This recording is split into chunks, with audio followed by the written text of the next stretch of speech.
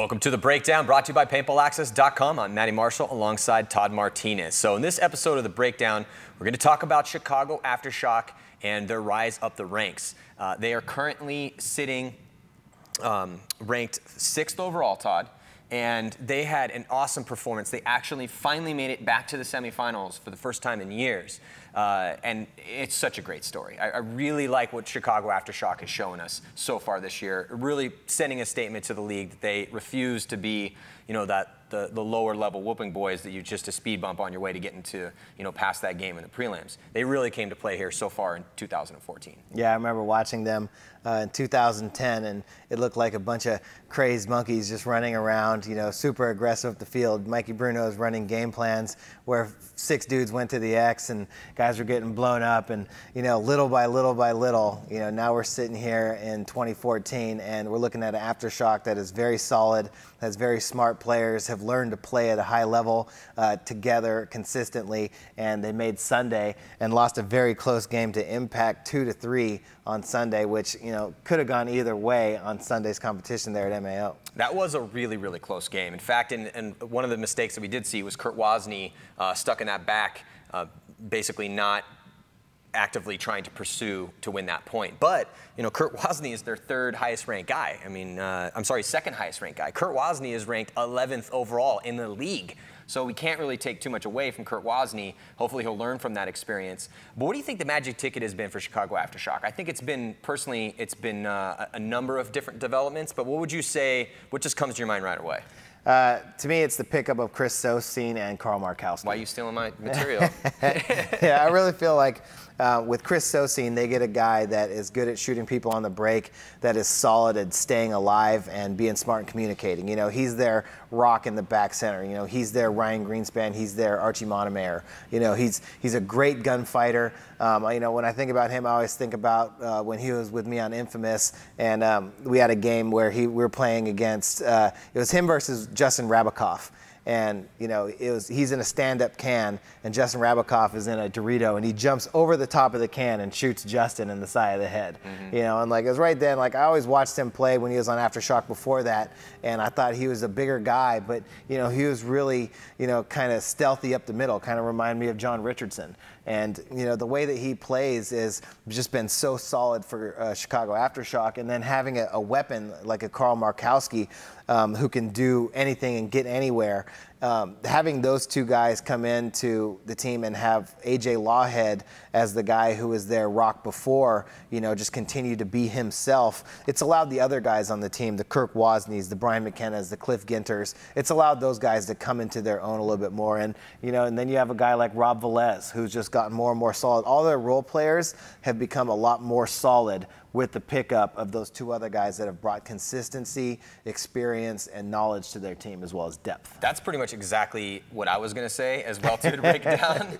But to further that, you know, and you got to add in the intensity of Coach Mikey Bruno. Yes. I think that when you have a guy that bleeds Aftershock blue as hard as he does, that's been around since, you know, basically the beginning of Chicago Aftershock and was one of the key members of its rise to greatness, and, you know, he's one of those main guys, other than, you know, Gary Noblet and Spud Jackson and Rennick Miller, and, you know, you had these Danny Love, you had these like legendary guys that really became this force in paintball, and they were one of the big 3 teams during paintball's, you know, foundation years when we were basically building the sport that is currently played right now. So to have him go through and defeat the troubles that were plaguing him in his personal life, and then to emerge a much stronger person after that, and then come with that real life experience to try to help these young crazy guys that were running around like wild maniacs, and which Mikey did when he was young too. So I just think that, you know, having a guy like Mikey, and as intense as he is, he's really done a good job of trying to help guide these younger players. And then yes, of course, when you look at Sosine and you look at Markowski, and we're looking at, you know, now looking back at those, at how it's developed, it does make a lot of sense that they've now all of a sudden become a threat.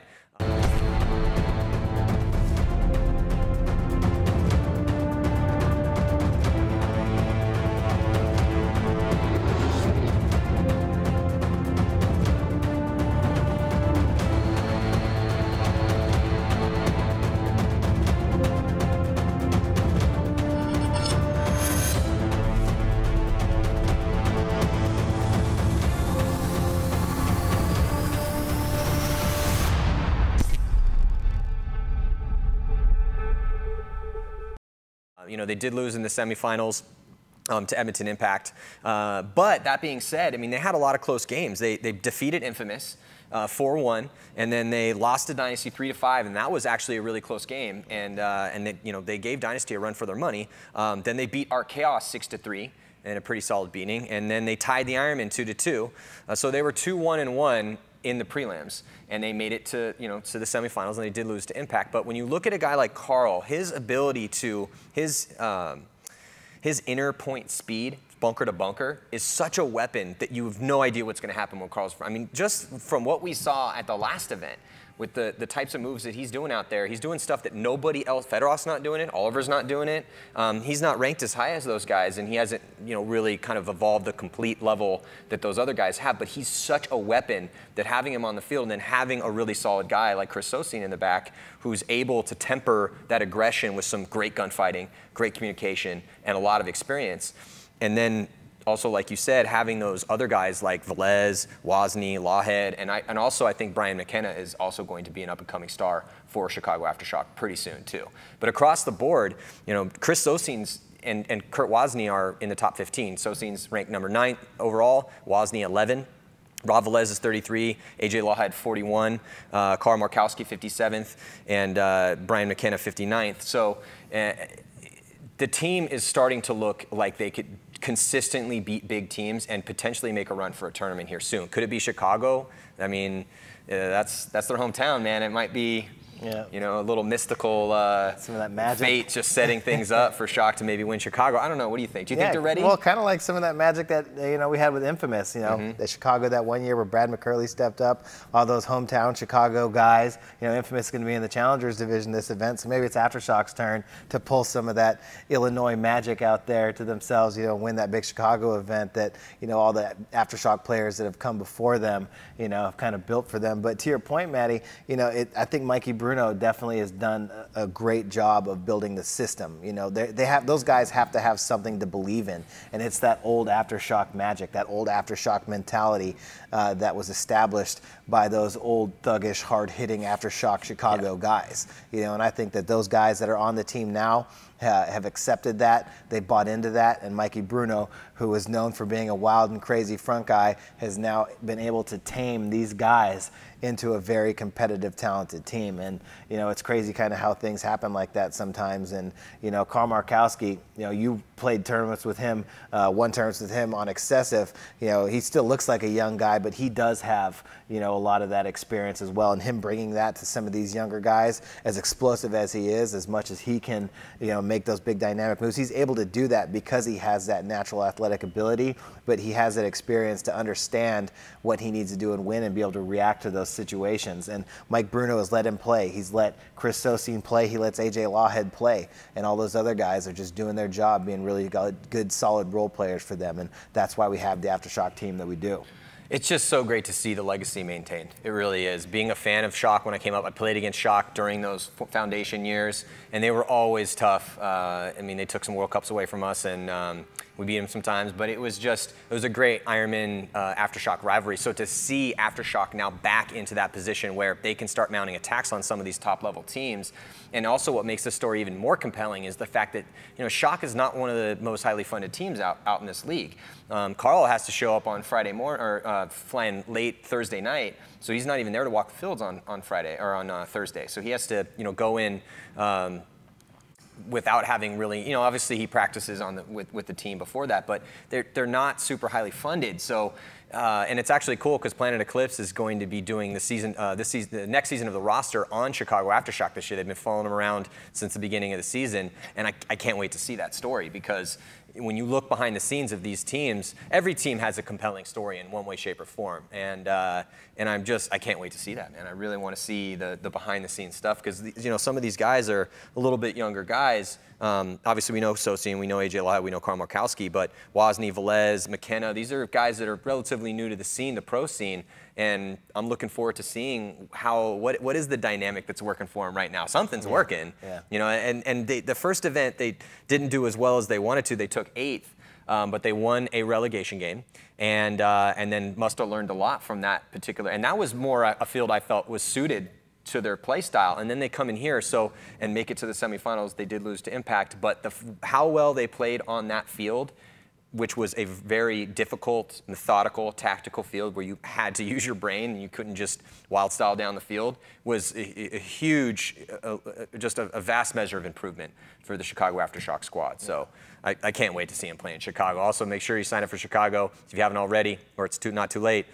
June 19th through the 22nd, it's going to be held at CPX Sports Park. It's the third stop on the PSP Tour, and we'll see if Chicago Aftershock can muster some of that hometown magic and take the victory. We will just have to tune in to find out. Thank you guys for tuning in to this episode of The Breakdown. I'm Matty Marshall with Todd Martinez. See you guys next time.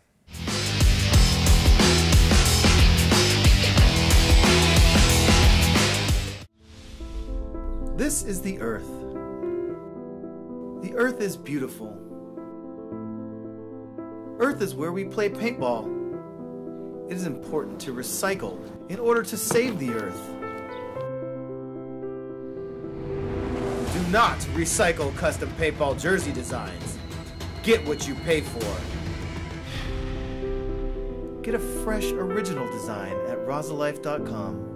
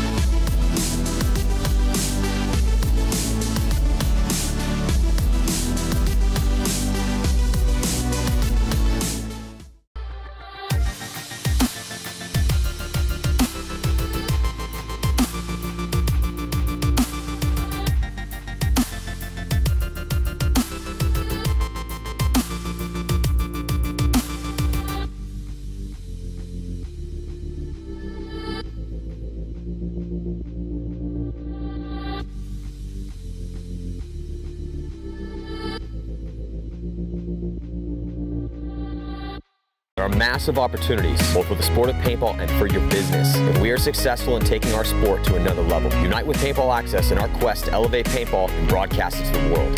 There are advertising packages available for any size business. Join us. Advertise with PBA and help us change the sport for the better, forever.